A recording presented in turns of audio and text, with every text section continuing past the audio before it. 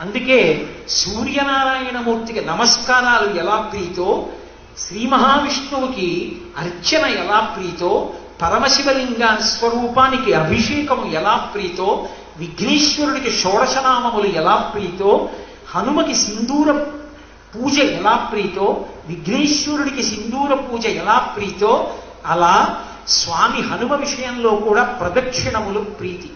స్వామి హనుమ యొక్క కటాక్షం కలగడానికి ప్రదక్షిణం చేస్తారు.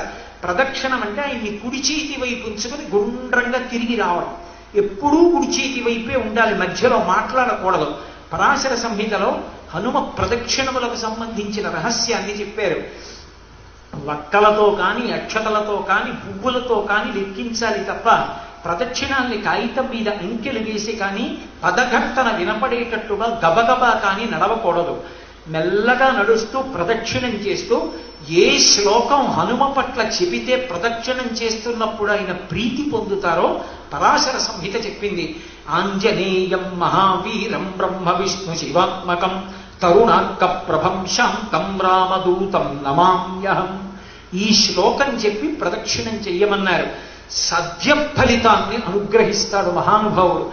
భయంకరమైన వ్యాధులు వచ్చిన వారు కూడా తిరుచెందూరులో సుబ్రహ్మణ్యుని పత్ర విభూతి ఎంత గొప్పదో హనుమకి చేసేటటువంటి ప్రదక్షిణ నమస్కారంలో చెప్పే